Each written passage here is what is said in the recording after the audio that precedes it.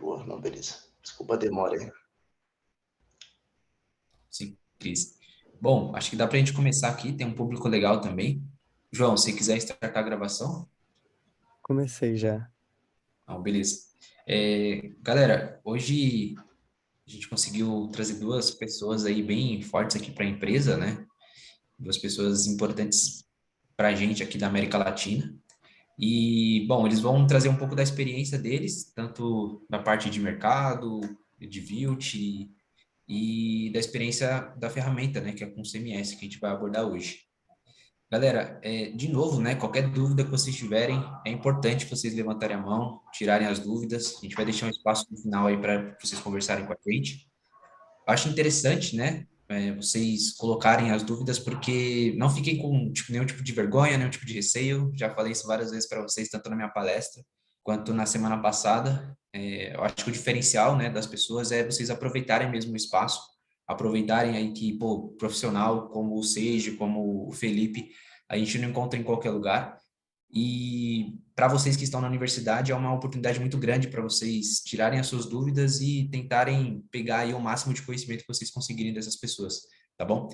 E aí, bom, Seiji e Felipe, pô, acho que seria interessante vocês comentarem também, né, um pouco da história de vocês e falar um pouco sobre a Vilt também, né, porque na minha palestra eu falei um pouco, mas eu estava vendo aqui no chat tem umas pessoas diferentes também que provavelmente deve ter vindo do LinkedIn ou de algum outro lugar, para a galera ter uma visibilidade de que não é só uma frase do Pedro ou da Sharon na palestra lá, né, que a Vilt é uma empresa sensacional, mas também ouvi de vocês, que acho que é interessante também para a gente. Força aí. Beleza. Bom, boa noite aí, pessoal. Muito legal aí poder falar com vocês hoje. Meu nome é Seiji. Eu e o Felipe Martins, que está aqui também nessa apresentação, nós somos gerentes da Vilt, né? Somos gerentes de serviço na Vilt. Essa posição aí Business Unit Manager, né? Ou gerente de serviço, é uma posição onde a gente gerencia equipes.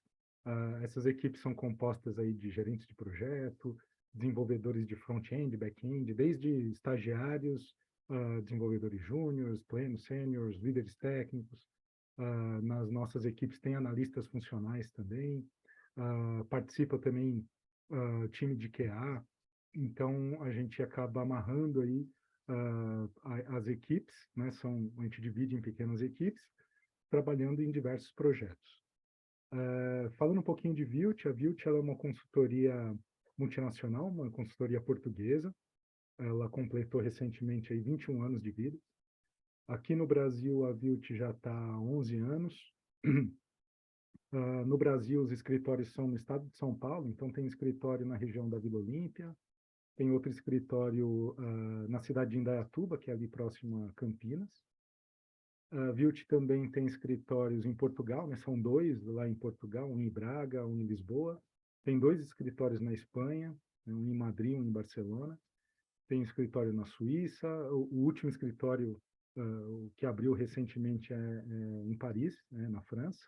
Então a Vilt já está ampliando bastante aí o território, né? A gente está ampliando também aqui na América Latina. E a Vilt é uma empresa que trabalha com desenvolvimento de software e também com consultoria, né? Consultoria em projetos de implantação, de manutenção de soluções, principalmente para a web, né? Para a construção de sites, de portais para grandes empresas, e também com soluções completas de gestão documental, de captura de imagens e tal, workflows, né? Além disso, a Vilt também tem uma área de engenharia. A gente desenvolve os próprios produtos, né? A gente tem aí uma ferramenta de teste automatizado, né, chamada de Minion. É uma ferramenta baseada em Selenium, mas é uma ferramenta já de mercado, a gente comercializa, né, essa ferramenta. A gente tem também uma console de monitoramento e administração para ECM, né, que é o Fuse. A gente tem ferramentas aí integradoras e para migração de conteúdo de CMS, que é o nosso foco hoje aqui, falar de CMS. E também a gente desenvolveu nossa própria plataforma de intranet, que também a gente está produtizando plataforma de intranet também para poder comercializar. Bom, falando um pouquinho da minha carreira, da minha trajetória, eu trabalho com tecnologia há 21 anos. Desses 21 anos, 17 só com CMS. Eu comecei minha carreira com TI como desenvolvedor web, mas por pouco tempo ali, foram mais ou menos 2 anos. Trabalhava com ASP, JavaScript, HTML, isso aí há 21 anos atrás. E logo eu fui caminhando aí para a posição de análise, de analista funcional, né? Fazia análise funcional, analista técnico. Depois eu comecei a conhecer mais sobre CMS, comecei a trabalhar com CMS. Aí fui contratado por uma grande empresa de CMS, fui coordenador de um departamento de treinamento lá. Eu dava treinamento, eu fui instrutor por lá e também comecei a trabalhar como gerente de projetos. E depois, na Vilt, eu entrei como gerente de projetos, já estou há 7 anos e meio na Vilt, os últimos 2 anos e meio que eu atuo como gerente de serviços. Eu acho que isso aí meio uma pincelada aí, um pouquinho sobre minha carreira. Eu queria agora que o Felipe também se apresentasse, falasse um pouquinho do lado dele aí, como foi a trajetória. Claro. Bom, pessoal, uma pena vocês não estarem me vendo, realmente problemas técnicos na câmera aqui. Mas passando um pouco por cima da história, não tenho toda essa bagagem e experiência que o Seiji traz, mas já venho na área de tecnologia desde 2013. Comecei na parte de suporte técnico, depois eu fui para estágios de desenvolvimento mesmo, até chegar em 2017 e conhecer o CMS dentro da Vilt. Acho que é um conceito que foi muito legal quando o Pedro trouxe essa ideia, porque depois eu parei e pensei, né, na faculdade, é difícil a gente escutar CMS. Eu, pelo menos na minha época, não escutei. E é algo que, trabalhando depois dentro da Vilt, a gente começa a ver que existe muitas empresas que aplicam, que a gente não tem nem noção de como isso é aplicado. Então, dentro da Vilt, desde 2017, eu comecei como desenvolvedor, entrei como desenvolvedor back-end. Naquela época, a Vilt era bem menor do que é hoje, então, como desenvolvedor back-end, você tinha que ter conhecimento tanto de front, de back, de banco. Foi um grande aprendizado aí para chegar até hoje, bem como a função do Seiji aí, de ser um gerente de serviços aqui, né? Cuidando da equipe, tendo, como ele falou, gerente de projeto, desde pessoal de QA, desde desenvolvedores, e sempre tentando se atualizar junto com todo esse time, né? Por mais que a gente não esteja com a mão na massa no código ou na tecnologia, a gente está ali correndo paralelo, porque a partir do momento que o mercado pede alguma atualização, a gente tem que se fortalecer para conseguir potencializar o nosso time e acontece da gente também ganhar conhecimento em cima disso. Não tem como, a gente tem que estudar toda a ferramenta, toda a tecnologia que seja interessante para aplicar num projeto ou não, antes de apresentar essa proposta para o time, né? E é isso. Acho que são 6 anos de Vilt. Acho que um ano a menos que você, né, Seiji? Então, estamos seguindo aí. De forma resumida, acho que é isso. Muito bom. Pessoal, meu áudio está muito baixo. Eu vi aqui um comentário no chat. Tá um pouquinho baixo, mas a gente tá conseguindo te entender. Tá bom. Bom, daqui a pouquinho a gente vai fazer uma dinâmica aqui, aí eu troco o meu fone e vamos ver se melhora um pouquinho, tá? Tá ótimo. Vou colocar o microfone aqui mais perto. Bom, vamos lá então. Vocês conseguem já ver aqui, né? Devem estar conseguindo ver a tela. Sim, a gente Estou consegue ver. apresentando a agenda, acho que já mudou aí para vocês? Sim. Ótimo. Bom, a ideia aqui é a gente falar especificamente sobre CMS. Então, a gente vai dar uma geral sobre o conceito de CMS, falar das vantagens do CMS, quais são os mais populares, quais são os que o pessoal atua mais nas grandes empresas, né, nível enterprise. A gente vai falar da participação do desenvolvedor em toda essa solução aí de CMS. A gente vai passar pelo fluxo de trabalho e no final a gente vai dar exemplos de implementação. É claro que aqui a gente vai se limitar ao início, né? É uma introdução, porque na próxima semana aí a gente vai ter sim uma apresentação já mais mão na massa e a gente vai ver abrindo já a console, navegando numa ferramenta de CMS. tá? Aqui a gente vai só dar o gostinho para vocês da ferramenta e tudo mais. E a gente falou bastante agora de CMS, né? O tema aqui da apresentação. E aí eu pergunto para vocês se vocês conhecem sobre CMS e o que vocês entendem sobre CMS. A gente preparou aqui uma enquete, então vou pedir para vocês agora escanearem aí esse QR Code. O Pedrão, se puder, manda também o link aqui no chat para o pessoal, Vou porque mandar às agora. vezes tem gente que pode preferir acessar aqui pelo computador. E quando vocês acessarem essa enquete, vai ter ali um botãozinho, não sei se vai aparecer aí para vocês, mas vai ter um botãozinho do Quero Ajudar, está aparecendo aí para vocês já. Sim, E sim, tá legal. aparecendo. Vai ter uma questão aqui, é uma pergunta só, é só para a gente entender aí o nível de conhecimento.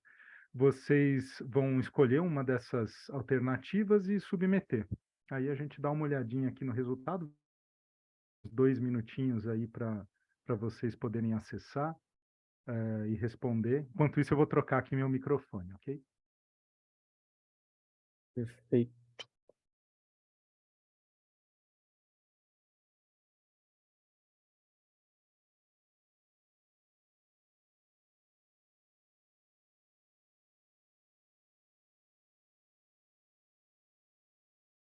Mandei o link de novo para quem precisar. Fechado. Aí umas 7h59 a gente volta com os resultados aí. Podem ir respondendo, galera. Não, 49 é muito, Pedrão. não fiquem tímidos. Umas às 19h49, né? Tá, beleza, 19h40. 49. Você conseguiu trocar de microfone? Troquei. Como é que tá? Tá melhor? Tá igual? Ficou um pouco mais baixo. Ficou um Sério? pouco mais baixo. Deixa eu voltar pro outro, então. Peraí.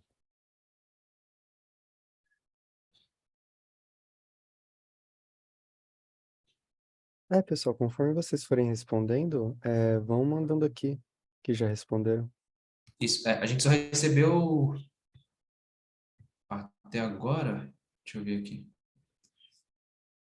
11 respostas. Boa noite. Eu acessei aqui o link e aqui falou que o Typeform está fechado. Fecha Não sei aí. se... Vou abrir de novo, acho que pode ter algum erro aí. Ah, tá, obrigado. Imagina.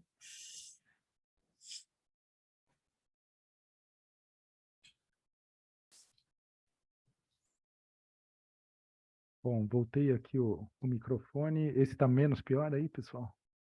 Sim, esse tá melhorzinho. Melhor. Bom, Ficou melhor, Cid. eu parei de compartilhar aqui porque, Pedrão, acho que já dá para pegar ali o resultado e aí eu já projeto aqui também o resultado da nossa enquete. Pode ser?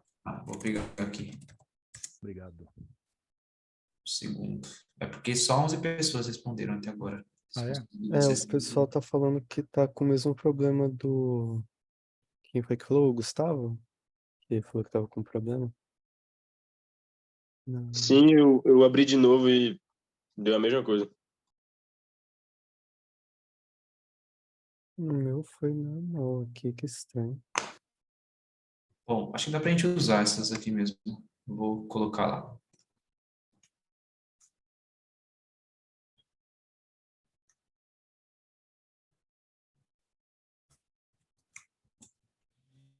Aí, eu subi aí, Cid. Força. Beleza. Deixa eu atualizar aqui, aí eu já projeto.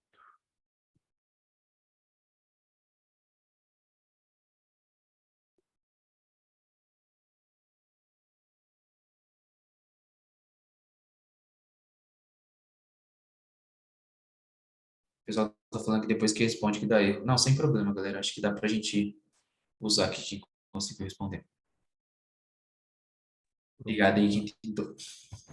Oi, boa noite. Sabe me dizer se precisa criar uma conta para responder?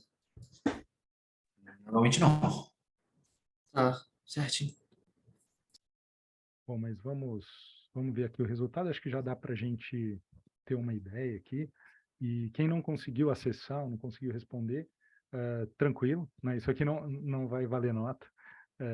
É mais para vocês terem uma noção aqui do que significa, né, a sigla CMS, para que serve e tal.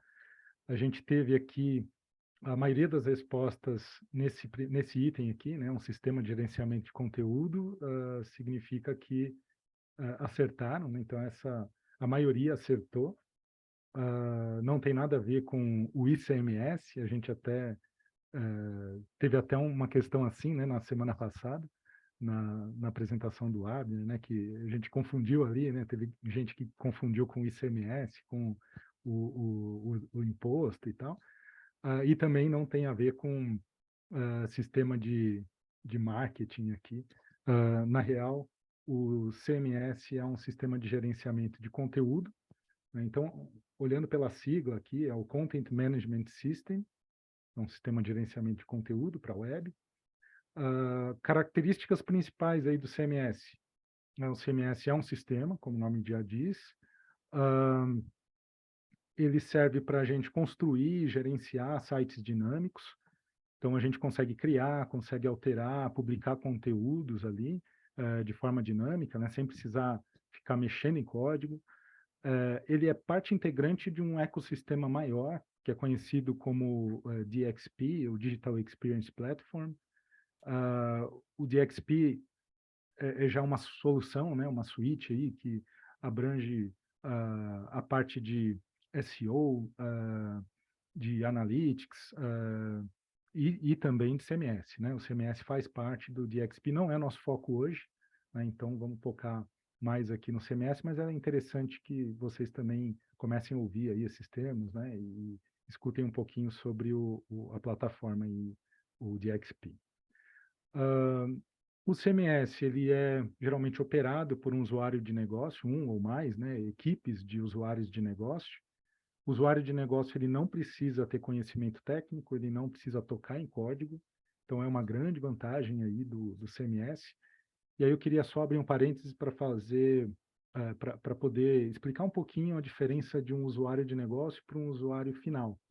O usuário de negócio é aquele ou aquele grupo, né, que vai contribuir com conteúdo, vai atualizar conteúdo num site, enquanto o usuário final é aquele que vai acessar a internet. Então, o usuário final é aquele que digitou lá a URL e acessou o site. O usuário de negócio é quem vai atualizar esse conteúdo, quem alimenta, né, altera texto, imagens, banners nos sites. Normalmente a gente tem uma console de gestão, todo CMS possui ali uma área para gestão do conteúdo. Essa área ela tem um acesso limitado e segmentado, então não é qualquer pessoa que acessa ali, tem um login para acessar. É segmentada por perfil, e aí é interessante a gente pensar em alguns exemplos, né, de aplicação do CMS. Um site de notícias, por exemplo, pode usar a CMS, ou seja, a gente pode ter um usuário de negócio que é um jornalista, ele pode cadastrar um conteúdo ali, uma notícia, né? Pode ser um jornalista da equipe de economia. Então, ele vai cadastrar ali uma notícia de economia, vai colocar uma imagem correspondente ali àquela notícia, enquanto pode ter uma outra equipe que seja de esportes. Então, o jornalista de esportes vai entrar na ferramenta para cadastrar uma notícia sobre esportes. Enquanto isso, pode ter uma equipe ali de usuários de negócio, de marketing. Então, a equipe de marketing vai cuidar da identidade visual do site, vai cuidar do logotipo do site. Então, eles vão poder atualizar ou alterar esse tipo de conteúdo. E é interessante que nos CMS aí mais parrudos, né, de mercado, a gente consegue ter uma segmentação por perfil, fazendo com que o cara ali que atualiza conteúdo para esportes não mexa nas notícias de economia, né? A pessoa lá do marketing que vai mexer no logotipo do site não altere nada relacionado a notícias de esporte, por exemplo. E tudo isso acontece de forma simultânea. Então, essas equipes elas podem trabalhar aí em paralelo, né, acessando a área de gestão e atualizando ali os conteúdos, modificando os conteúdos e tal. Normalmente a gente tem uma interface de preview, é super importante ter uma área de preview.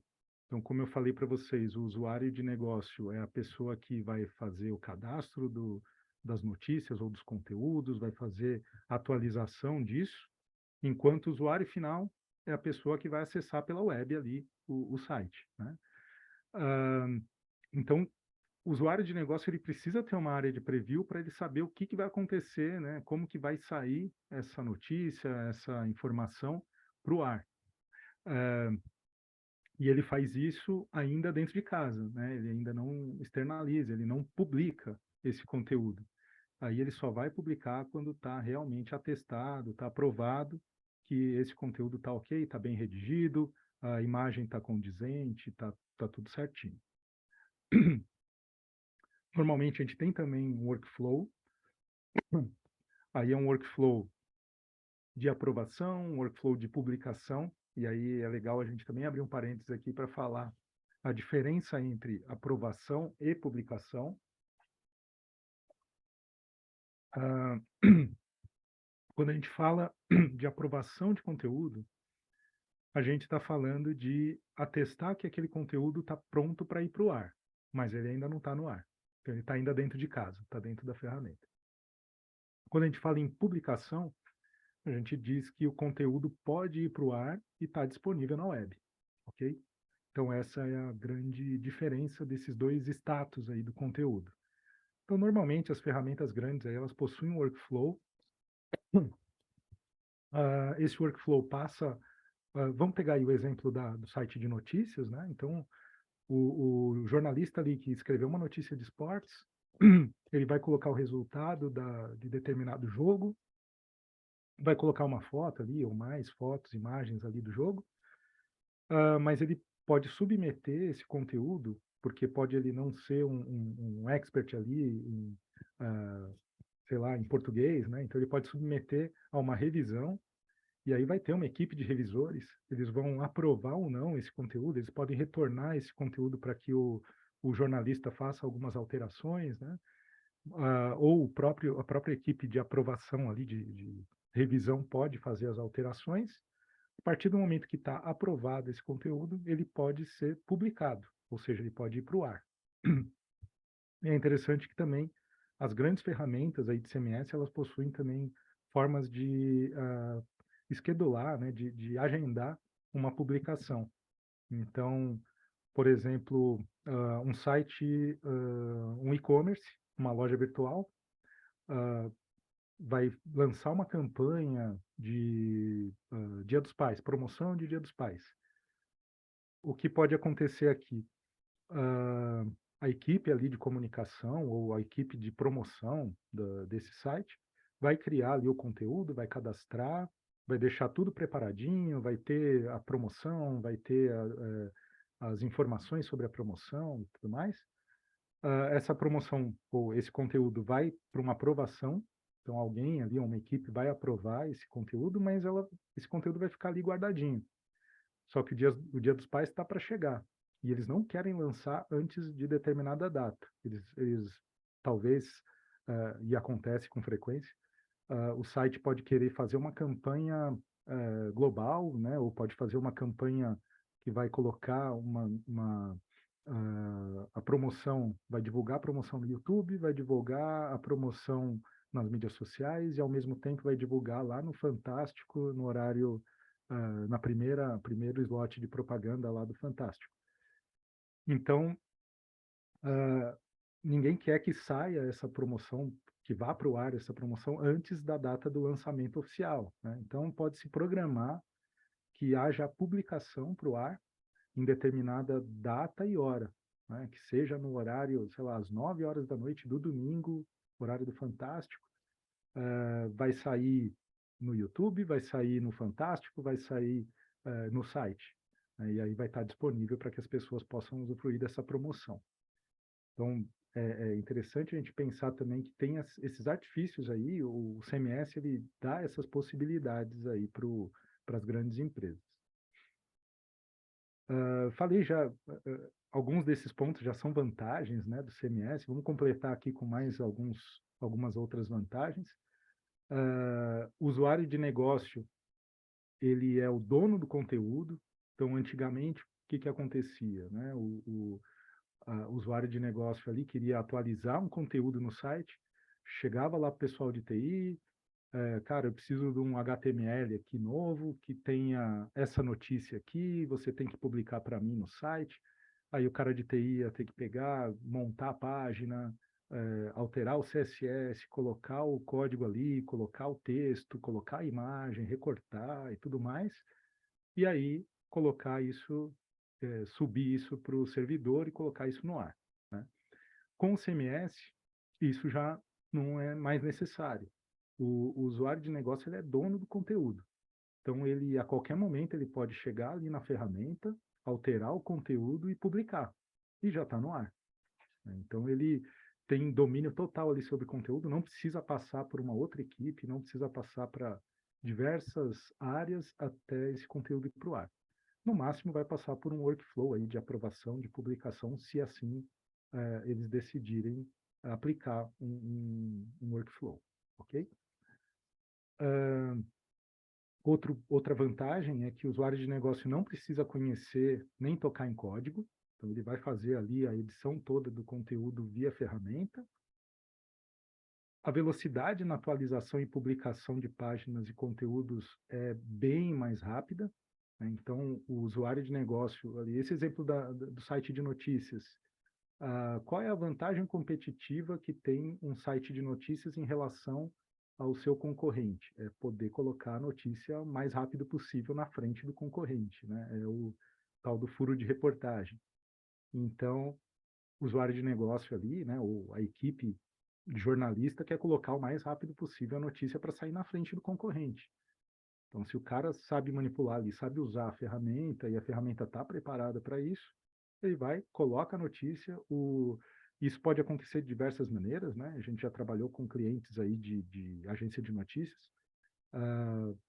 Um fotógrafo está na rua, ele faz a foto, ele manda pelo celular dele, ele baixa a foto, manda pelo celular ou por um totem dentro do jornal, manda já direto para a ferramenta. Enquanto isso, o jornalista está escrevendo ali, está redigindo o texto, e aí ele consegue publicar isso muito rápido, né? Baseando-se, claro, em templates, né, que já são pré-definidos aí dentro da ferramenta. E aí a gente entra no assunto de templates. Uma vantagem do CMS é que a gente pode criar templates de páginas, templates de componentes, templates de conteúdos, para que seja mais rápida a atualização, para que a gente tenha uma padronização, né, desse modelo, aí, dessa estrutura. Isso também possibilita que, usando templates, se o usuário de negócio quiser modificar algum template, uma página, por exemplo, se ele modificar o template, todas as páginas que se basearam nesse template vão ser atualizadas igualmente, né, em todos os lugares que elas estão sendo consumidas. E isso também funciona para reutilização de conteúdo. Um dos pontos fortes dos CMS é ter o conteúdo centralizado. Então, você tem ali o conteúdo de uma forma que ele possa ser usado em diversas apresentações diferentes, em diversos dispositivos diferentes, só que se você atualizar esse conteúdo, modificar esse conteúdo, ele vai ser replicado essa modificação, né, vai ser replicada em todos os locais que estão exibindo esse conteúdo. É o conceito de omnichannel. Não sei se todos já ouviram falar nesse conceito, mas sim, de uma forma mais simplificada, né? Esse conceito de omnichannel é a gente poder distribuir o mesmo conteúdo, né, o mesmo teor ali, em diversos canais diferentes. Vamos pegar aqui um exemplo de banco, né? Se a gente tem um site de um banco, você consegue, através do site do banco, ter ali algumas notícias, você consegue, inclusive, acessar seu extrato, né? Consegue fazer alguma movimentação da sua conta do banco pelo site. Ao mesmo tempo, se tiver um aplicativo no celular, você também consegue fazer sua movimentação, consegue ver algumas notícias ali. Você consegue ter notificações no seu smartwatch, por exemplo. Você também pode ir no caixa eletrônico dentro de um shopping do seu banco, né? Caixa eletrônico do seu banco, num shopping, E você consegue ter ali também notícias, consegue fazer aplicações, consegue acessar a sua conta dali. Então, esse é o conceito de omnichannel, você ter as mesmas informações, o mesmo conteúdo, distribuído em canais diferentes, né? Em plataformas diferentes, em dispositivos diferentes. E aí, você atualizando esse conteúdo que é centralizado, né, em um ponto só dentro do CMS, esse conteúdo vai ser atualizado em todos esses lugares, esses dispositivos que exibem esse conteúdo. Então, essa é uma grande vantagem também do uso do CMS. Eu vou passar aqui para vocês exemplos dos CMS mais populares. Então, os CMS mais populares aí que a gente ouve mais falar é o WordPress, é o Joomla, é o Drupal, né? Esses são os mais famosos aí e mais populares, principalmente porque eles têm código livre, né? As características deles aqui, eles são open source, não se paga licença por eles, né? São license free, são desenvolvidos em PHP. Tem um outro CMS que é importante a gente citar aqui também, que é bem popular, que é o Wix. Alguns devem ter já ouvido falar ou ter visto propagandas por aí. O Wix ele é bastante popular porque, apesar dele ter uma licença, né, ele ser cobrado ali, é pago, né, uma ferramenta paga, mas é um valor baixo, né, e ele é uma ferramenta pequena, simples, né, leve, fácil de utilizar e tal. Então, é uma ferramenta que acabou sendo muito popular por ter um custo baixo também. Então, ela também se enquadra aqui entre os CMS mais populares, mas tem licenciamento, né? E todos esses CMS aqui, eles são sustentados pela comunidade, né, por ser open source. E o perfil principal de cliente que usa, né, esse tipo de CMS são os MEI, né, são os microempreendedores individuais, são as microempresas, pequenas e médias empresas. Por exemplo, um MEI, né, sei lá, uma cabeleireira pode querer criar ali um sitezinho para ela poder cadastrar algumas ofertas, cupons de desconto e tal, comunicar com seu público. Algumas empresas pequenas, médias, microempresas também, e até pessoas físicas, né, principalmente por ser gratuito, serem ferramentas aí gratuitas, ou o Wix, que é uma ferramenta também de baixo custo. Por exemplo, pessoas físicas podem querer criar um blog, criar algo assim, e podem usar uma dessas ferramentas aqui para seu uso pessoal ali, tudo mais. E aí, o que difere, né, os pequenos dos grandes aí, né, o que as empresas grandes buscam é o tamanho mesmo do CMS, né? Vamos ver aqui quais são os pontos principais que as grandes empresas buscam num CMS. Então, são 3 grandes pontos aqui. O primeiro ponto é a infraestrutura robusta. Então, uma empresa grande, ela busca uma infraestrutura forte, né, capaz de aguentar o tranco ali, aguentar acessos massivos e tal. Precisa ter uma redundância, balanceamento de carga na infraestrutura. Precisa ter uma alta disponibilidade, escalabilidade também. Por quê? A gente vê que as grandes empresas possuem muito acesso, né? Vamos imaginar aí um e-commerce, né? Uma loja virtual. Imagina quantos acessos tem. Uma seguradora, né? Um banco, né? Tem muitos acessos. E tudo caminha para ir para a nuvem também, né? Então, infraestrutura na nuvem também já é uma tendência, já é uma realidade, né? Principalmente pela escalabilidade, pela elasticidade também da infraestrutura. Por exemplo, a gente tem um grande cliente, uma seguradora, que a maior quantidade de acessos no ano para uma seguradora é no período do carnaval. Em segundo lugar, é no período do ano novo. Então, onde mais tem abertura de sinistro para uma seguradora. Eles não precisam ter o site disponível com essa alta disponibilidade. Eles precisam ter o site com alta disponibilidade o ano todo, claro, mas eles precisam estar preparados para essa carga massiva aí de acessos nesses períodos, né? Então, usando soluções aí em cloud, eles conseguem ter um custo mais baixo, porque eles aumentam a infraestrutura nesses períodos que eles já sabem que vão ser bombardeados ali de acessos, né? E depois eles reduzem de acordo com a sazonalidade. Então, é bem importante que a infraestrutura bem aguente os acessos, porque imagina que se o cliente ali, né, segurado, não consegue abrir um sinistro no momento que ele mais precisa, na primeira oportunidade ele já vai para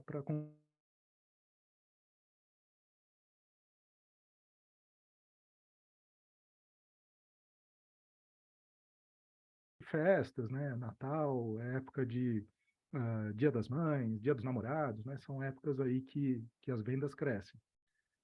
Se a infraestrutura não aguenta os acessos, o cliente vai pular para outra loja, né? Não quero mais usar essa loja aqui, não quero mais acessar o Submarino, vou lá para Magazine Luiza. Então, a infraestrutura tem que aguentar. E esses CMS de nível Enterprise, eles já têm essa capacidade, né? Eles já são preparados para isso. Outro ponto muito importante aqui que as empresas buscam é a segurança, tanto de dados como de acesso. Então, o CMS tem que garantir que os dados sejam protegidos ali, né?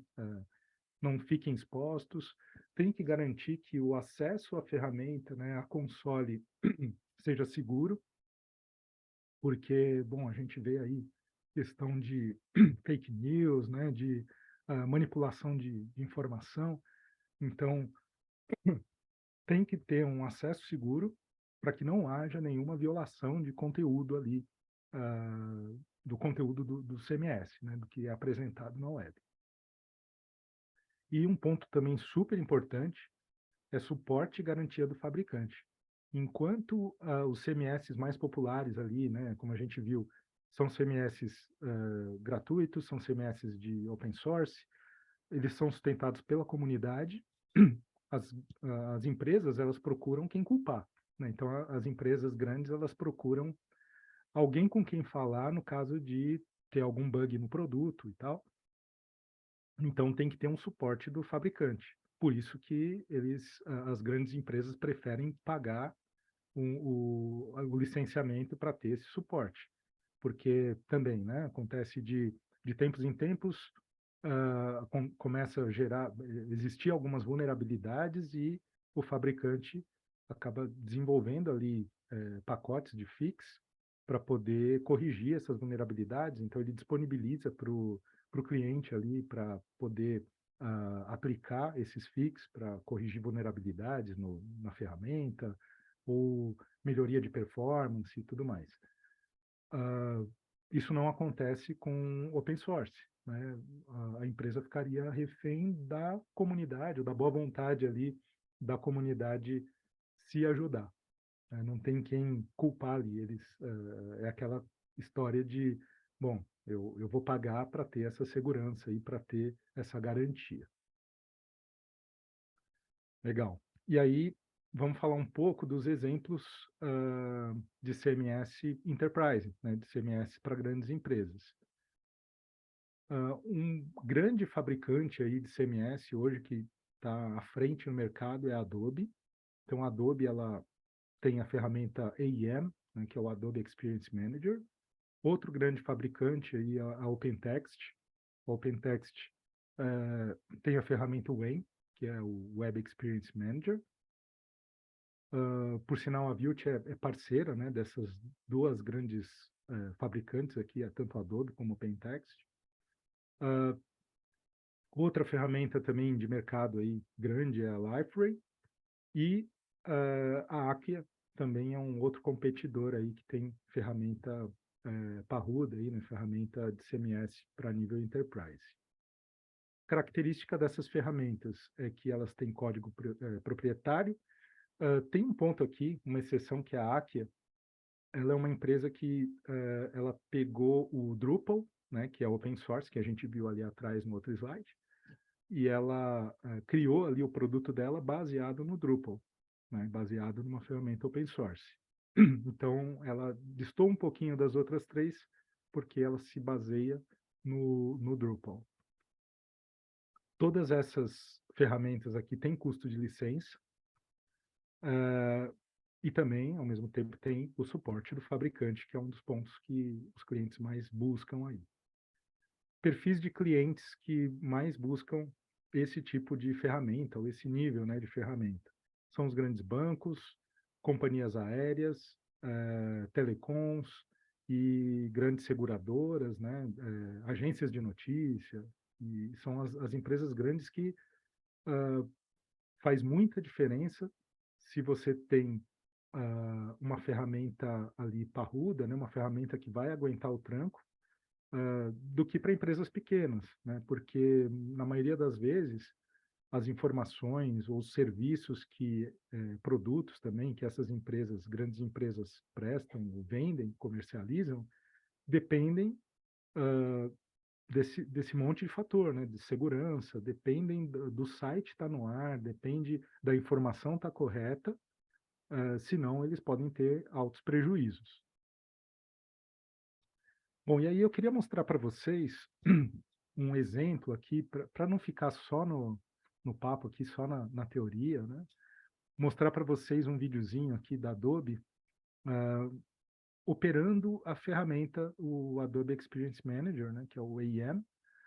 Eu vou deixar sem áudio mesmo, porque como está o áudio em inglês e tal, eu acho que é legal eu conversar junto com vocês e mostrar para vocês essa jornada aqui, né, do usuário de negócio atualizando um site. Então, vou dar o play aqui. Vamos ver se tá aparecendo aí para vocês. Está ok para vocês? Está aparecendo aí o vídeo? Assim, vocês. Sim, sim. Maravilha. Então, esse exemplo aqui é de um site de viagem, né? Esse site de viagem, eles contam uma historinha aqui e tal, que tem algumas necessidades, né, de mudar algumas coisas no site de viagens. E aí o usuário de negócio vai fazer algumas modificações aqui, né? O usuário de negócio vai criar uma nova página e vai alterar ou customizar essa página aí para necessidade. Então, aqui está a console do AEM, ele clicou em Sites, ele vai criar uma nova página, legal, ele seleciona um template aqui, como a gente falou, ele consegue nesse template alterar o título, ele consegue substituir a imagem, assim, tudo com drag and drop, né? Ele coloca aqui componentes aqui, né, com uns cardzinhos com outras informações, modifica o formato. Aqui, bem interessante, vou dar um pause, ele já começa a trabalhar com essa funcionalidade Audiences, que é uma funcionalidade para ele vai colocar um conteúdo específico para perfis diferentes de usuários finais, né? Lembrem da distinção, né? O usuário de negócio é quem está operando aqui a ferramenta, quem está atualizando o conteúdo ou cadastrando conteúdo. O usuário final é aquele que vai acessar na web o site. Então, aqui ele está pegando um perfil, né, de homens abaixo de 40 anos, ele vai criar um texto aqui específico para esse perfil. Então, quando for esse perfil acessando o site, vai ver esse tipo de texto. Quando não for esse perfil, vai ver o outro texto que estava aqui anteriormente.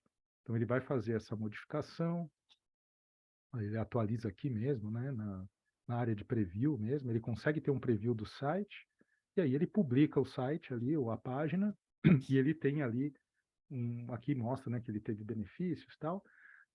Esse site, ele é responsivo, então você consegue ter aquela questão do omnichannel, né? Então ele aparece aqui e é publicado e é exibido em diversos canais diferentes, né? A gente viu ali o smartwatch, é exibido num tablet, num celular, no desktop.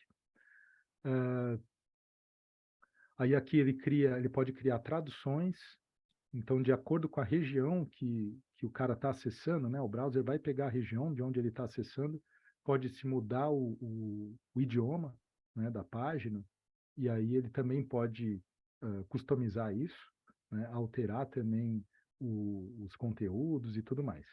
Então esse aqui é um exemplo bem simplificado aqui, para vocês terem ideia do uso da ferramenta do EIM, mas isso é só para vocês ficarem com gostinho, porque na semana que vem a gente vai ver o Diego, né, operando essa ferramenta aí ao vivo aí para vocês. Bom, e aí vocês viram muito essa questão ali, né, do drag and drop, o usuário de negócio foi, clicou, atualizou conteúdo, alterou imagem, mudou o texto e tal, tudo de forma simples, né, ali na console mesmo, na tela ali, ele já foi vendo, já viu o preview de como vai ficar e tal. Mas e onde que está o desenvolvedor nisso tudo? Né? Onde que ele entra? Né? Até ali a gente viu como que opera e como que funciona o lado do usuário de negócio. Né? Mas e aí, será que acabou o trabalho do desenvolvedor? Né? Onde entra o desenvolvimento aí? Então, a partir de agora, eu queria passar a palavra aí para o Felipe, para ele seguir aqui com a apresentação. Boa. Ou seja, vou tentar compartilhar aqui. Acho que não vai quebrar. Vocês me avisam a hora que começar aí, por favor. A gente já tá vendo a tela, mas tá um pouco pequena. Ah, não, melhorou. Agora Tirou? ok. Boa. Agora tá ótimo. Bom, então, como o Sérgio falou, né, a gente viu que o CMS está aí para ajudar pessoas que não têm conhecimento na programação a criarem seus próprios sites, e-commerce, blogs, depende muito da necessidade. E como a gente viu, se eu sou uma pessoa que eu preciso criar um site e não tenho conhecimento de programação, vou ir atrás de um CMS. Indo atrás de um CMS, eu sei que eu já vou ter uma criação de tudo que eu preciso em cima ali das minhas páginas, com tudo que está liberado. Mas e aí? A gente que é desenvolvedor, né, vai sobrar o que para a gente estar fazendo aqui? Esse cara que é o do site, como é que a gente vai conseguir? Acho que tem um áudio em paralelo aí. Acho que era da Ana. Tem um áudio que está vazando aí. Acho que ela vai. Boa. Então, vamos começar. Aqui a gente colocou algumas tecnologias que estão envolvidas, então acho que muitos daí já viram isso dentro da faculdade. Então, não se enganem, isso ainda existe dentro do CMS, isso ainda existe de uma forma que a gente vai ver que o CMS ele não é somente aquela página do site que o cara cria. Ele é um site normal, então você pode criar da maneira como você quiser, da maneira como o seu negócio precisar. Então, participação dos devs. A gente ainda vai ter que fazer, pensa no seguinte, né? O cara está com a necessidade de um site, ele vai consultar. E a gente está pensando num nível enterprise, bem como o Cid diferenciou. A gente tem as pessoas físicas, ou MEI, pequenas empresas que vão para uma solução gratuita, porque não precisam de todos aqueles benefícios que as funções enterprise têm. A partir do princípio que, então, eu sou uma grande empresa, preciso de uma consultoria ou de uma outra empresa que forneça esse serviço para mim, e junto disso, eu vou precisar criar os primeiros elementos, ou seja, os primeiros conteúdos. E quando a gente fala de conteúdo, né, o próprio nome de CMS, o conteúdo está ali dentro, extraiam como conteúdo uma abstração mesmo. Lembrem de orientação a objeto, onde o conteúdo ele pode ser o que você precisar. Um banner, ele pode ter as características que você precisar. O banner é o conteúdo, um carrossel é um conteúdo, um card é um conteúdo, um componente de vídeo é um conteúdo, enfim, qualquer coisa. Só que para a gente definir como isso vai ser criado em ferramentas que são nível enterprise e eu preciso de algo diferente do que a ferramenta já me dá, né, no uso padrão, eu vou precisar que alguém desenvolva. Então tem essa análise de desenvolvimento dos artefatos e conteúdos que vão ser utilizados. Eu estou falando aí de, putz, eu quero um banner onde tem um botão no meio, que esse botão tem uma ação que abra um modal. Então tem uma lógica. Né? Talvez a Adobe, talvez a OpenText, talvez as fabricantes não tenham pensado que esse uso em específico vai existir. E também eles não precisam pensar, eles vão te entregar uma ferramenta com um default, né? Um padrão ali para você usar e que você pode criar em cima disso. Então ainda existe essa análise e o desenvolvimento em cima das necessidades do cliente. Então, bem como criação de estrutura de interface gráfica, que a gente está falando do HTML em si, conteúdo de criação, que são os arquivos de utilização CSS, scripts, JS, TypeScript e todo o funcionamento que a gente tem ali dentro, né? Serviços de rotinas dentro dos portais. Então, como eu falei, o fluxo de um site e todo o propósito que ele tem vai depender muito do produto do cliente. No exemplo que o Sage mostrou, era um site de viagem. Então, eu sei que para um site de viagem, eu tenho um serviço que é a venda daquele meu bilhete, né? Seja uma viagem de avião, uma viagem de navio, seja o que for, eu preciso contar uma historinha, né? Então, eu tenho o meu card de propaganda, onde o cara vai clicar, vai ter o acesso às informações, ele vai clicar no comprar ou adicionar ao carrinho. Posterior a isso, ele vai ter todo o funcionamento até ele obter a conclusão de, beleza, comprei o meu ingresso, comprei a minha passagem, agora eu consigo desfrutar. Então, existem ainda serviços e rotinas que, como eu falei, as grandes empresas não necessariamente pensaram em todos os fluxos e todos os pontos, ou seja, os bullets que a gente tem nesse fluxograma como um todo. Então, é aí onde o desenvolvedor também entra para criar esse fluxo. Seja um desenvolvedor UX, pensando na experiência do usuário, como ele vai chegar desde o momento onde ele vê uma oferta até o momento onde ele encerra fazendo a compra daquilo, ou mesmo naquele momento onde o cara tem o login ali dentro. A gente vai falar um pouco mais disso também. Aplicações paralelas ao CMS. Então, as aplicações paralelas, a gente está falando de... Imaginem que eu tenho um menu. Eu vou dar um exemplo de um menu, porque isso já aconteceu, a gente já teve que fazer em um dos clientes. O menu ele tinha que ser dinâmico, porque em algum momento eu queria que um item de menu aparecesse, em algum momento não, por uma ação que eu precisasse fazer por Dia dos Pais. Então, eu tenho uma promoção específica lá que aquele menu do Dia dos Pais precisa aparecer. Depois daquilo eu precisava remover. Para não colocar isso dentro do CMS, gerar conteúdos que vão ser perdidos depois, a gente criou uma aplicação paralela que conversa com o CMS. Então, ele injeta informações lá dentro. O CMS interpreta aquilo como, a gente pode colocar entre aspas, conteúdos temporários e faz a apresentação. Então, ainda assim, o CMS ele tem uma comunicação com aplicações distintas, né? Dificilmente você vai conseguir total acesso, a não ser que você entre para aqueles CMS de open source, né? Aí realmente você pode fazer a mágica que você quiser ali. Mas os de empresas maiores, eles possibilitam algumas coisas, liberam APIs para vocês conseguirem trabalhar melhor com as informações e toda a estrutura que eles têm, mas com certeza vai ser algo mais limitado.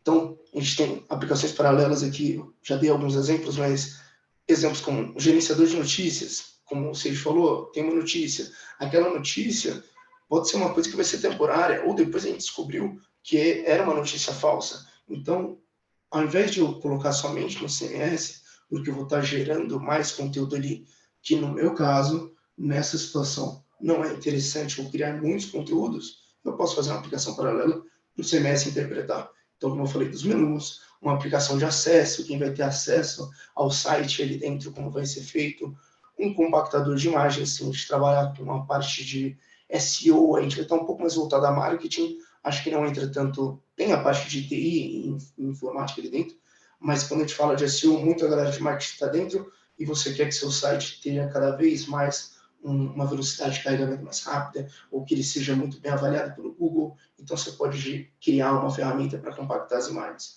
No momento em que eu subir a imagem para o CMS, eu posso criar entre esse fluxo uma compactação automática, que a hora que subir no CMS ele já vai com um formato menor. Um renderizador de HTML, porque esse é um caso mais específico, mas existe. Pensem que, se a gente está trabalhando com CMS, bem como você explicou, a gente tem a parte de publicação. A publicação ela significa que eu estou colocando na internet de forma geral, para todo mundo que tem acesso ao site vá conseguir ver. Então, imagine que num dia a dia não é saudável para o cliente ele fazer várias publicações ao dia. Isso é custoso em nível de ambiente. Às vezes o ambiente, se for em ambiente cloud, pode dar algum conflito e ele vai ter que acessar o fabricante e tudo mais. E também você tem que criar meio que padrões de jornadas e fluxos, né? Então, também não pode virar uma bagunça que qualquer pessoa pode publicar no site ou uma página no momento onde ela quiser. Então, existem algumas ferramentas que a gente utiliza, que a gente cria ali mesmo, que é um renderizador. Então, para o cara não precisar ficar, fiz uma alteração, não quero fazer a publicação, eu faço uma renderização dessa minha página que está dentro do CMS e gero um arquivo novo HTML, para ficar muito mais simples. É cada caso um caso. Aí é só opções de aplicações que existem, que a gente faz hoje, por causa de necessidades de clientes. Então, pensem que isso não é uma verdade absoluta, cada caso é um caso. Por isso que o primeiro tópico que eu coloco é a análise e desenvolvimento dos artefatos e conteúdos. Primeiro de tudo, você precisa analisar qual é a necessidade do seu cliente, analisar qual é a necessidade e o propósito daquele portal, para você pensar como o meu CMS vai funcionar e até onde ele vai funcionar. Próximo tópico, a gente tem integração com base de dados, né, via o CMS ou essa aplicação paralela. Então, ainda assim, a gente vai ter que ter um conhecimento de banco. Porque, pensem, o cara que é o dono do site e aí o cliente, ele vai lá, pode criar a própria página, ele pode colocar o banner, ele pode colocar título e o que for. Mas se ele quiser uma informação dinâmica, ou seja, que essa informação venha de um consumo de um serviço ou diretamente de uma base de dados, ele não vai conseguir fazer. A não ser que, mesmo que o CMS provenha uma comunicação mais SQL ou qualquer outro banco de dados, seja relacional ou não, ele vai ter que ter um conhecimento ali, né, em questão de base de dados para fazer uma query. Então, o desenvolvedor ainda está dentro disso também. Integração com serviços externos, e aí a gente falando como pode ser um serviço do Google, um serviço do Facebook, alguma coisa, aplicações em geral, se chamar o Discord dentro do seu site, enfim, qualquer serviço que você consiga consumir e traga alguma coisa. Área logada, porque afinal seu portal pode ser um site de compras, e se é um site de compras, eu preciso ter login. Eu preciso ter login e senha para saber quem está acessando, quais são os pedidos que esse cara já fez, todo o histórico dele. E, bom, como eu falei, você pode ter necessidades ali dentro, ou seja, fluxos diferentes do que o CMS te apresenta. Se você tem um funcionamento onde o seu e-commerce ou o seu produto pede um comportamento específico, dificilmente grandes empresas ou mesmo as pequenas vão te fornecer tudo, né? Você vai precisar criar um módulo de área logada específico para ver alguma característica daquele produto que você vende. E scripts de regra de negócio. Então, quando eu falei do banner existir, que eu quero um banner com um botão no meio que ele abre um modal, e isso não tem no meu CMS. É uma regra de negócio, porque eu sei que o cara de UX definiu que o melhor dos caminhos dentro daquela página é dar um clique, abrir o banner, olhar o que está acontecendo, ou não. Nesse caso, dependendo do horário que for, ou se eu já publiquei alguma coisa diferente, eu crio uma regra dentro de um script que, ao clicar no botão do banner, ele não vai abrir um modal, ele vai abrir uma nova aba redirecionando para um outro domínio, ou mesmo para o mesmo domínio, para um novo site, enfim, ou seja, se ainda tem scripts que você cria ali dentro, seja para consumo de serviço externo, seja para interagir com a área logada, seja para você consumir a sua base de dados, seja para você fazer qualquer outra coisa que o CMS não tenha conhecimento da sua necessidade. E aí é onde deve estar. Ele vai entender a necessidade e vai criar regras de negócio para isso. Mais um pouco, então, para finalizar a parte do papel do dev. Uma das coisas que, não só com o CMS, mas, como eu disse, né, como o CMS ele tem algumas funções e ele é limitado, mas ele pode ajudar o desenvolvedor também em ter soluções mais rápidas, perguntas que você precisa fazer quando você estiver trabalhando num projeto desse. Qual a função do portal, né? Esse portal vai ser de notícia? Esse portal vai ser de vendas? Esse portal vai ser só informativo? Não, esse portal ele vai ter uma outra questão, ele não foge disso, é mais uma experiência visual para o usuário final, que ele vai funcionar como uma propaganda, enfim, né? E aí, até analisando qual a função do portal, cabe a gente, bem como cliente, pensar, será que esse portal, na função que eu estou pedindo, precisa de um CMS? Eu vou gerar tanto conteúdo assim? Afinal, a gente está falando de CMS aqui, mas realmente, o CMS ele tem um uso próprio dele. Ele é um gerenciador de conteúdos. Então, se eu não tenho tanto conteúdo para gerar no dia a dia, na semana, ou mesmo no mês, será que vale a pena? Porque a gente está falando de uma solução que não é tão barata. Então, sempre se perguntar qual a função do portal. o CMS que eu tenho, ou as ferramentas que eu tenho de CMS que atendem essa função, ou eu preciso de um CMS para isso? Qual o público do meu portal? Né? Para a gente ter aquele conhecimento de, como o Sage bem mostrou ali dentro do console da Adobe, eu consigo já pensar que, pô, eu vou ter que segmentar por um público mais velho, um público mais novo, se é de tal região, se é de outro país. Então, tem isso também na construção, porque você já tem que começar a pensar que, se for do Brasil, eu quero uma apresentação nesse formato. Se for dos Estados Unidos, porque não funciona, não existe tal função lá nos Estados Unidos, tem um comportamento totalmente diferente. Isso dentro do CMS a gente consegue editar. E qual o impacto da indisponibilidade do portal?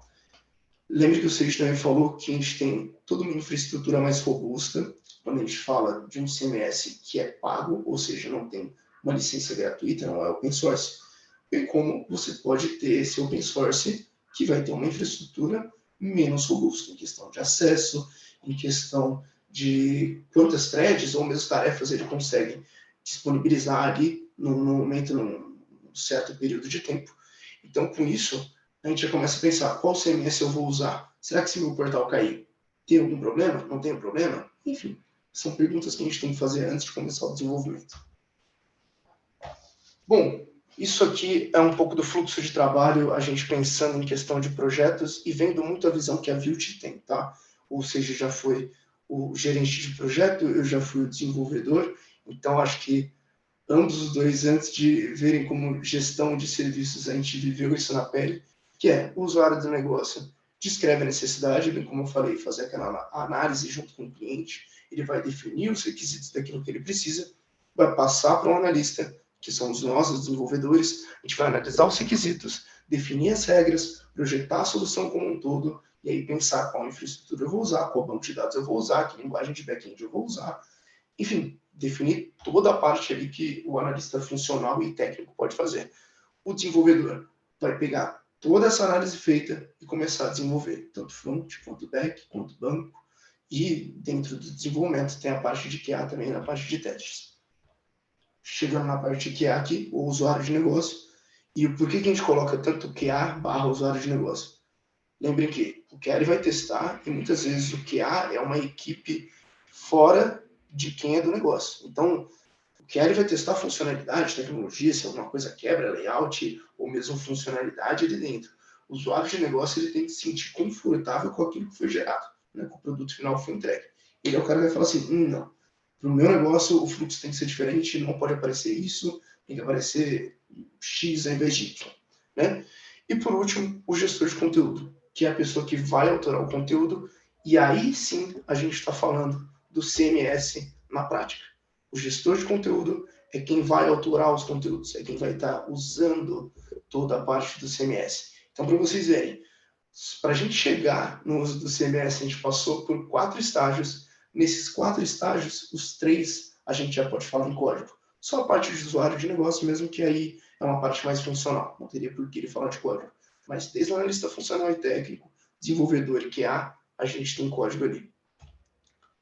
E a gente vai passar, só para finalizar também, para não se estender muito, alguns exemplos de implementação. A gente pegou o site da Vilt aqui como exemplo, e é mais para vocês terem uma visão de como a gente analisa um portal, né? Como é que chega a demanda para quem é o desenvolvedor back-end ali. Geralmente uma agência traz um protótipo, então PDF, ou mesmo algumas ferramentas que existem ali que trazem um formato melhor do que o PDF, de como a página tem que ficar. E a gente analisando a página, a gente vai ter que pensar quais são os elementos que seriam autoráveis dentro de um CMS, onde eu ganharia valor colocando isso como um conteúdo e não só um HTML estático. Né? Então, como eu falei, um conteúdo é tudo aquilo como orientação a objeto. Eu tenho atributos que aí a gente eu vou mostrar para vocês como funcionam, e tem coisas na página que são só HTML puro mesmo, porque isso nunca vai mudar. É só um texto que sempre vai ficar lá.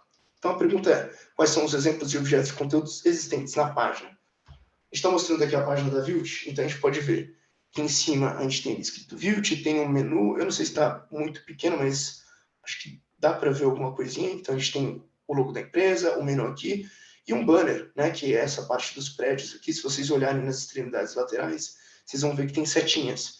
Então, tendo setinhas, e bem aqui embaixo, mas meio apagado, entrando em contraste com o prédio, tem pequenas bolinhas. A gente entende que isso seria um carrossel dentro do site. Então, para o desenvolvedor, para o cara que está fazendo o levantamento de requisito, ou mesmo antes de fazer a codificação, fazendo só análise mesmo, ele já vai analisar, olha, isso é um menu. O menu ele vai ser dinâmico, o menu tem potencial de ser criados novos menus, tem um potencial de não existirem mais alguns menus, ou vão ser para sempre esses? Será que a gente gasta tempo deixando isso dinâmico para o gestor de conteúdo ir lá a qualquer momento e alterar? Seja o nome do menu, seja o link que esse menu vai carregar, ou seja os submenus que esse menu pode ter, enfim. A logo, porque pensando em questão de empresa, de tempos em tempos as empresas tentam renovar a logo ali em questão não só da fonte como aparece, mas às vezes até uma imagem, né? Então a logo pode ser algo também dinâmico, porque eu posso ter um PNG que o fundo seja preto, não, na verdade o PNG a gente está falando mais sem fundo, né? Mas um PNG onde, por exemplo, nesse caso, a letra e o contorno é branco, então se eu colocar isso num fundo branco, não vai funcionar. Eu preciso ter um outro arquivo de logo que seja o contorno e a letra como preto. Então já é alguma coisa que é uma estilização que gera uma dinâmica. E por último, como eu tinha falado, a parte de carrossel, que, bom, a gente chama de banner principal porque é o primeiro, né? É o destaque que aparece para você quando você entra no site. E pensando em banner principal, sabendo que é um carrossel, ou seja, o carrossel ele possui 3 ou mais elementos. Se eu sei que são 3 ou mais elementos, isso pode mudar. A empresa pode querer colocar uma nova chamada, ou mudar o título, ou mudar a imagem de fundo, seja o que for. Como são vários elementos, para eu não precisar mudar na mão o código, eu crio conteúdos de banner. Então, ali, vamos supor que a gente tem 5 banners nesse carrossel. Eu tenho 5 conteúdos associados a essa região do site. Eu não vou entrar muito no detalhe em questão de termo técnico da ferramenta, mas entendam que 5 conteúdos estão relacionados somente no banner principal. E eu posso alterar um dos 5 ou até os 5 de uma vez só usando o CMS. Vou passar daqui. Bom, e aonde está o código dentro dessa página? Né? Porque, afinal, eu falei para vocês de uma visão de CMS, tudo que a gente pode estar fazendo ali, esse menu vai ser dinâmico, esse logo vai mudar, esse banner tem diferença. A gente tem que pensar que tudo ali, bom, e aí é um desenvolvimento web, né? Isso não muda na parte de CMS, a estrutura da interface gráfica HTML, para alguém criar aquele menu, naquele layout, tem o HTML, bem como tem arquivos estáticos de estilo que a gente está falando de CSS, SAS, seja o que for, a logo, o posicionamento da logo na página, bem como as imagens que estão aparecendo no banner principal, que é o carrossel de banner principal, precisam de uma configuração. E eles podem ter funções. Se eu clicar no menu que me leva para uma outra página ou aciona algum serviço, eu preciso de um script para fazer isso, né? Não necessariamente de um arquivo estático de JS, mas pode ter qualquer script dentro do HTML ali dentro. E consumo de serviços internos, né? Ou externos. Vamos pensar que essas imagens aí são dinâmicas a nível de não estão no nosso domínio desse site, ou seja, estão num outro domínio qualquer, e a gente está fazendo uma referência, ou seja, fazendo um consumo de um serviço dessa imagem em outro local. Né? Isso apareceria de forma dinâmica. Então, se alguém mudou lá no serviço, automaticamente meu site está mudando também. Último ponto, só para a gente deixar um pouco mais explícito em questão do outros tipos de portais, a gente pegou aqui o exemplo do site da Globo. Então, a gente vê aqui, de primeiro momento, 3 cards, a gente chama os cards completos como a imagem e o título. Então, a gente tem 3 imagens e 3 títulos, embaixo de cada imagem e título, ou seja, embaixo de cada card, a gente tem outra subnotícia ali, entre aspas, né? Então, um exemplo de implementação, pensa que a primeira notícia já não está chamando mais atenção, já não é a notícia do momento, já não é o que eu quero mostrar, né? Ela já não está sendo relevante, não está levando cliques, então um site de notícias não é importante. A gente vai lá como um gestor de conteúdo e faz uma alteração, coloca uma notícia nova, e aí eu defini o meu conteúdo, que é card de notícia, né? E aí vamos abstrair mesmo. Então, o card de notícia, o que ele tem?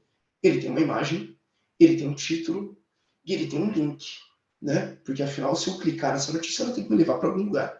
Então, analisando de forma bem crua e rápida, o cara quando foi criar um novo card de notícia, ele teve que colocar essa imagem da Vilt, bem como o título, e definir um link ali para decidir para onde essa página iria depois. E só lembrando, isso não é real, tá? Deixamos ali. Então, Globo não processa a gente, estamos bonitinhos. E é isso, gente. Acho que para a apresentação de CMS e mostrar um pouco de tecnologia do que tem lá dentro, a gente tentou não se estender muito, até para não queimar a próxima apresentação, que vai ser semana que vem, que aí sim vai ser mão na massa, vocês vão ver a console, mas é justo ter essa apresentação antes, para que vocês não caiam só na console direto, o cara alterando e falando, nossa, mas por que você está criando desse jeito e tudo mais. Então, entendam que o CMS, por mais que venha para ajudar as pessoas que não têm conhecimento a código, terem sistemas ou portais, elas ainda vão precisar de grandes desenvolvedores ao lado delas ali para criarem novas coisas ou mesmo implantar esse CMS. E fim da apresentação. Muito obrigado. Opa, muito bom, galera. E aí, gente, a gente abre Sensacional. para as dúvidas aí. Acho que é interessante vocês interagirem um pouco com a gente também. Eu estava tentando capturar alguma coisa aqui no chat, mas o pessoal não acabou não mandando. Se quiserem tirar dúvida agora, a gente está livre para responder vocês. Eu queria perguntar uma coisa. Vocês explicando sobre o CMS, como ele funciona, me deu uma vibe de microserviços. Aí eu queria perguntar se tem alguma coisa a ver.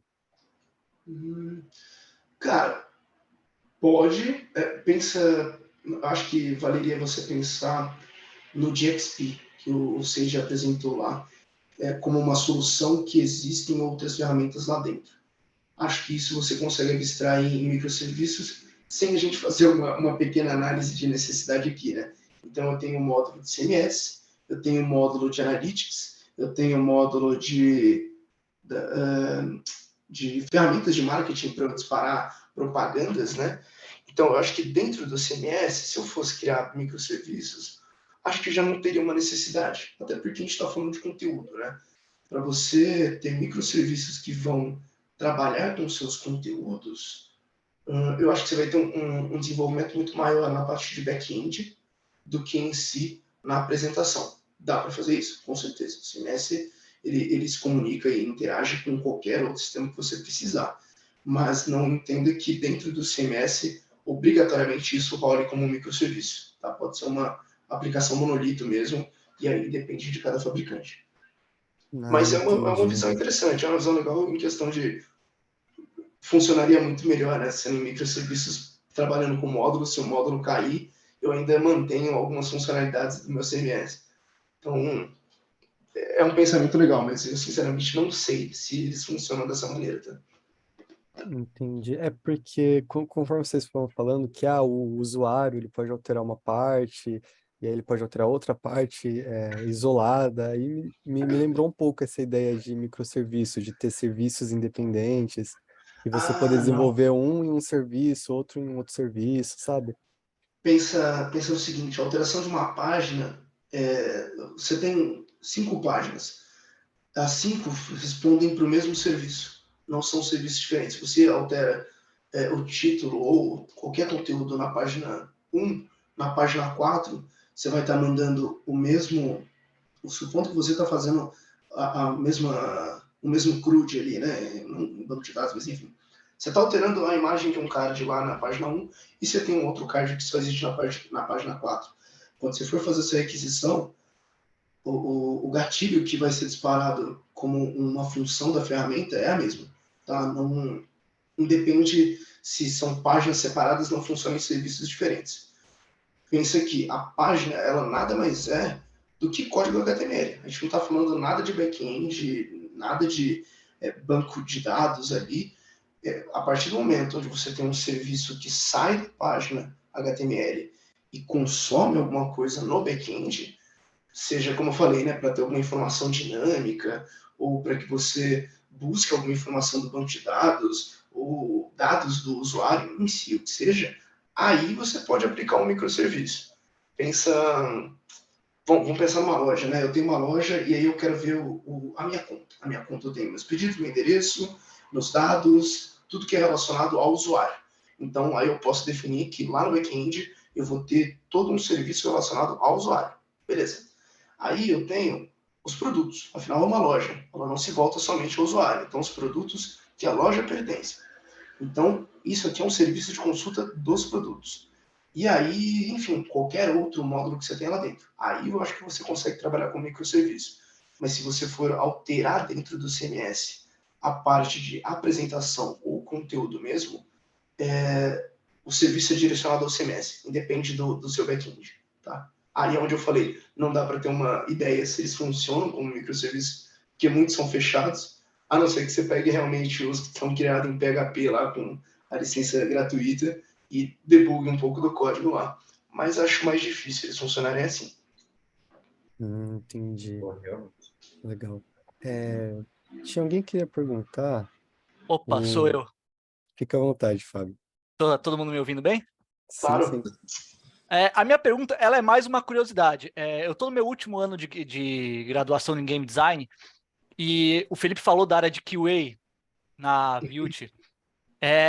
Na área de Game Design, o QA ele tem funções semelhantes, mas elas têm uma certa diferença. Porque quando eu vou procurar vaga de QA na área de games, ela não é pré-requisito, na maioria das empresas, o conhecimento em programação. Mas é óbvio que quando você está procurando a vaga de QA, aparece vagas fora de empresas de games e eu vejo esse pré-requisito em conhecimentos em programações, em empresas não relacionadas a games. Aí vem minha curiosidade. Nessas empresas que não são de games, o QA ele também é responsável pela programação, ele precisa resolver bugs, glitches, que ele Depende. venha a encontrar nos sites. Eu acho que depende. A gente está falando, bom, quando a gente fala em um setor de qualidade, ou mesmo um analista de qualidade, a gente tem dois perfis, né? A gente tem teste de caixa branca e teste de caixa preta. Se for um teste de caixa branca, aí o cara tem que conhecer de código, porque afinal ele vai estar testando o código em si, e a gente está falando de TDD, enfim, qualquer outra ferramenta que ajude o desenvolvedor até a desenvolver um código mais seguro, e que depois o cara de qualidade vai lá testar o código em si. Nesse caso, numa vaga onde eu não precise, ou mesmo numa função que eu estou como analista de qualidade e eu não precise saber programar, aí são testes de caixa preta, onde você vai testar a funcionalidade e são dois momentos distintos, tá? Não é que um é maior que o outro em questão de necessidade em si, os dois são necessários. O teste de caixa branca para ajudar os desenvolvedores e o teste de caixa preta para ajudar o dono do negócio, né? Então, pensa que, eu imagino, tá? Não sei da sua rotina, eu nunca trabalhei com a parte de jogos, mas que você vai testar até achar um bug, até quebrar o jogo em si. Tentei dar um double jump e esse double jump não funciona se eu estiver em cima de uma plataforma verde. Se eu estiver na plataforma azul, ele está funcionando normal. Você não sabe o código que está rodando, mas você está fazendo um teste ali de caixa preta que vai estar demonstrando, olha, aqui funciona, aqui não. E aí isso vai retornar para o desenvolvedor. E é um dos testes muito bons, tá? Porque quando a gente fala em código, muitas vezes, e falando como desenvolvedor mesmo, a gente é um pouco enviesado naquilo. Então, existem metodologias de desenvolvimento direcionado a teste, onde você faz o seu desenvolvimento para dar erro e depois você faz a solução, mas em alguns casos são um pouco mais demorados. Então, não sei se é o seu caso aí, mas se a sua função for realmente testar sem fazer essa análise de código, é encontrar coisas onde o desenvolvedor nem pensou que poderia ser feito, né? Aqueles famosos bugs que a gente encontra depois de ver vídeo no YouTube e aí sai a desenvolvedora maluca falando, meu Deus, vou ter que consertar meu jogo agora. E aí fica doido atrás dos desenvolvedores. Mas são duas partes distintas, tá? Tá, obrigado por responder a curiosidade, mas já respondendo, sim, a gente tem essa separação, porque se o programador tiver que ser responsável de descobrir bugs, glitches em jogos, é um trabalho muito ingrato, porque é muita coisa para se olhar, ainda mais quando a gente vai falar em tratar de jogos open worlds, que, nossa, você precisa de um time só de pessoas para ficar testando atrás desses bugs, glitches. Então tem essa separação. É por isso que eu perguntei, muito obrigado por responder, agora matou minha curiosidade. Boa. Sensacional. Tem outra pergunta aqui do Lucas Miranda. Todas as plataformas de CMS funcionam da mesma forma? Alguma se destaca em algum aspecto? Vocês querem responder essa aí? Então, elas têm suas características, né? Cada uma funciona de uma maneira diferente. mas a base é sempre a Abaixo, mesma. sim. Vou puxar aqui, acho que melhor assim, né? Boa, melhor. Sim. Então, elas trabalham de maneiras diferentes, né? O conceito por trás é sempre o mesmo, mas cada uma funciona de um jeito, né? Por exemplo, se a gente pensar duas grandes aí que a gente trabalha hoje, que é o Wayne, da OpenText, e o Adobe AEM, o conceito é sempre de edição, contexto, alteração de conteúdo e tudo mais. Mas, por trás disso, tem uma estrutura diferente. Na ferramenta da OpenText, a gente trabalha com o conceito de tipo de conteúdo, content type. Então, é baseado em tabelas de banco de dados, né? Então, tem uma estrutura para construir o formato do tipo de conteúdo. Esse tipo de conteúdo, esse content type, ele se assemelha muito, se a gente fizer uma analogia, ele se assemelha a um formulário onde você vai cadastrar os atributos ali desse conteúdo. Então, como o Felipe tinha falado também, a gente pode ter uma notícia ali, aquele exemplo que ele deu da notícia do site da Globo, né? Então, vai ter um atributo ali que vai ser a imagem, então vai cadastrar ali uh, o caminho, né, de onde está a imagem no servidor. Vai ter um outro atributo que é o título da notícia, vai ter um outro atributo que é a URL para onde vai essa notícia quando a pessoa clicar. Legal. Então, dessa maneira, a gente tem um tipo de conteúdo que contém esses três atributos. Cada um desses atributos é uma coluna no banco de dados, né, numa tabela. No caso do AEM, o conceito é bem parecido, só que não é estruturado, a gente não cria uma tabela, não cria os atributos ali numa tabela, né? Não cria esse conceito de content type, mas na prática vai ser muito parecido. No AEM a gente cria o que a gente chama de dialog, que é um formulário, né, dentro da console ali. Aí esse formulário ele contém ali os atributos. Então,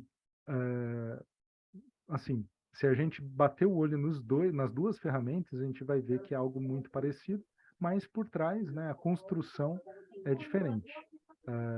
Mas assim, o conceito em si, ele vai acabar se repetindo. Não sei se eu consegui responder aí. Legal. Não, eu acho que sim, inclusive eu queria emendar a pergunta e perguntar se você já ter tido contato com o CMS e já ter um conhecimento em um, ele te ajuda se você pular para outro? Ajuda bastante, né? Ajuda porque todo esse conceito que a gente conversou aqui hoje já é uma grande base para você quebrar paradigmas ali e poder trabalhar com outros fabricantes, né? Outros CMS. Acho que a partir do momento que você trabalha com você consegue abstrair muito mais fácil, você consegue absorver melhor o conceito de qualquer novo CMS que você vá trabalhar, assim.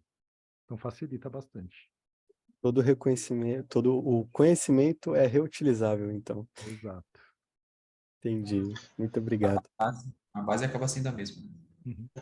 Eu acho que a escolha do CMS, quando a gente está falando no nível Enterprise, é uma coisa bem complicada, né? Não é à toa que a gente tem dois parceiros, os dois têm CMS, e sempre quando surge um novo cliente, né, te apresenta os dois. Na verdade, enfim, né, existem coisas, os prós e contras de cada um, mas não é algo tão simples de se decidir.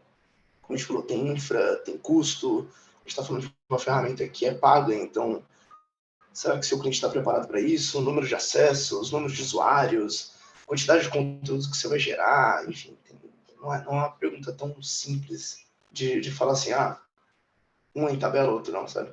Mas acho que o exemplo que o Sage deu já é uma diferença de funcionalidade que ajuda bastante. Entendi.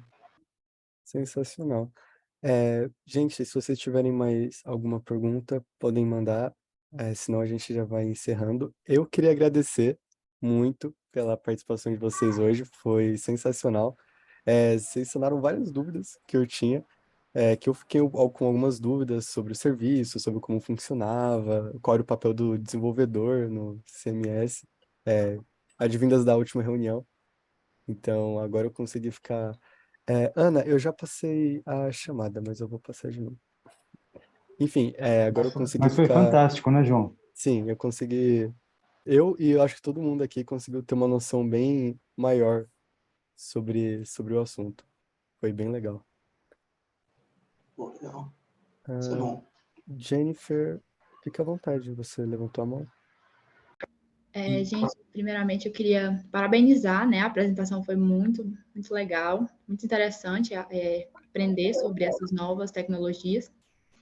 Eu já tive experiência trabalhando com EM, eu trabalhei como na empresa que eu trabalhava era gerenciador de conteúdo, publicando as imagens, trocando texto, publicando as páginas, despublicando, gerando os pacotes de conteúdo. E eu usei o EM, né? Então é muito legal ver o modo como funciona. E agora, com a faculdade, né, de desenvolvimento de software, eu estou começando a fazer os meus próprios componentes, customizar de acordo com a documentação da Adobe, né? Aí eu fiquei agora curiosa para ver como funciona na prática os outros CMS, porque hoje a minha experiência é só com EM mesmo. Eu acho interessante ver o que é que se assemelha nos outros CMS, né, e entender quais são os pontos fortes e fracos de cada um, entender a diferença, né? Então, eu queria parabenizar a todos, gostei bastante da apresentação e já estou ansiosa mesmo para a próxima aula.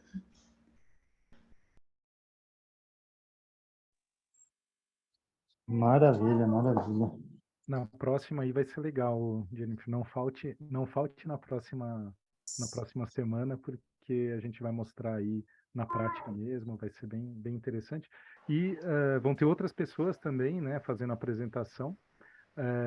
O Diego, por exemplo, que é do nosso time, o Rian também, do nosso time da Vilt, eles têm bastante experiência, inclusive em outras ferramentas, então vai ser legal também para trazer um outro olhar sobre as ferramentas. E eu queria também, de antemão, já agradecer aqui o espaço, agradecer o tempo de todos aí e a oportunidade também de poder passar um pouquinho do nosso trabalho aí para vocês.